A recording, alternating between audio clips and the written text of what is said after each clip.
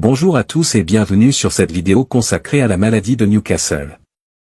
Une maladie virale qui touche les poules, d'ailleurs c'est une des maladies la plus répandues dans les élevages au point qu'elle a un nom presque partout dans le monde.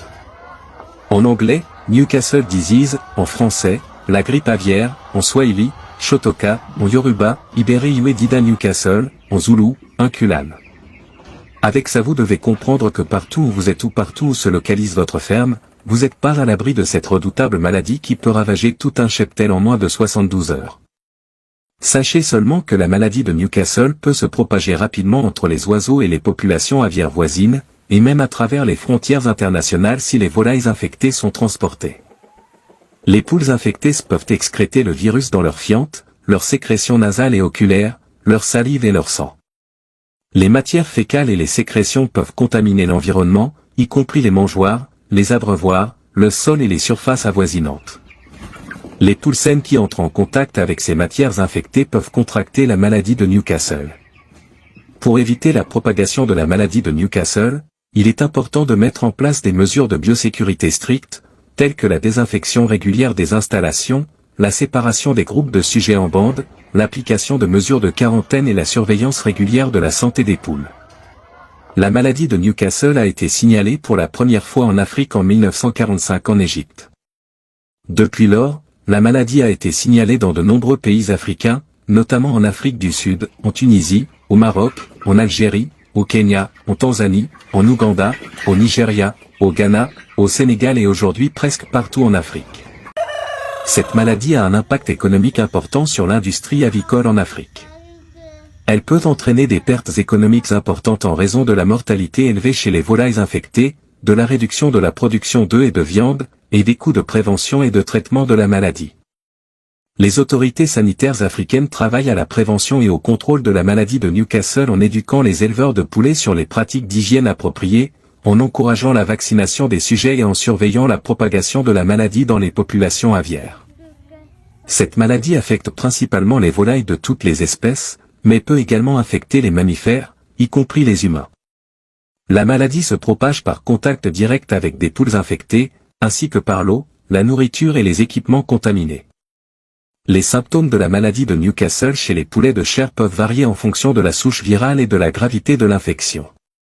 Les symptômes courants comprennent une diminution de l'appétit, la torticolis, une diminution de l'activité et de l'agitation, une diarrhée aqueuse, une difficulté à respirer, une respiration sifflante ou une toux, des éternuements, des sécrétions nasales et oculaires, une paralysie des membres inférieurs ou des ailes, une mortalité élevée chez les oiseaux infectés. Il n'y a pas de traitement naturel éprouvé pour la maladie de Newcastle chez les poulets de chair. La prévention de la maladie est la meilleure approche et cela implique une bonne hygiène, des pratiques d'élevage appropriées et des mesures de biosécurité strictes pour éviter la propagation de la maladie. Il est important de noter que la maladie de Newcastle est une maladie potentiellement mortelle pour les poules et peut se propager rapidement entre les poules infectées. Si vous pensez que vos sujets sont infectés, il est recommandé de contacter immédiatement un vétérinaire ou les autorités sanitaires pour obtenir une assistance professionnelle.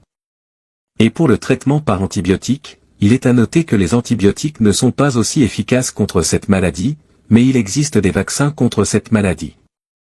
La prévention est la meilleure stratégie pour éviter la maladie de Newcastle chez les poulets de chair. Voici quelques mesures de prévention clés. Vaccination. La vaccination est la principale mesure préventive contre la maladie de Newcastle. Les sujets doivent être vaccinés régulièrement pour maintenir une protection adéquate contre la maladie. Hygiène. Une bonne hygiène est essentielle pour prévenir la maladie de Newcastle. Les éleveurs doivent maintenir des installations et des équipements propres et désinfectés, et pratiquer une bonne hygiène personnelle lorsqu'ils travaillent dans la ferme. Biosécurité. Les mesures de biosécurité, telles que le contrôle des mouvements de personnes et d'animaux sur la ferme, la gestion des déchets et la désinfection régulière des installations, sont essentielles pour prévenir la propagation de la maladie de Newcastle. Surveiller la santé des oiseaux. Les éleveurs doivent surveiller régulièrement la santé de leurs oiseaux pour détecter tout signe de maladie rapidement et prendre les mesures nécessaires pour éviter sa propagation.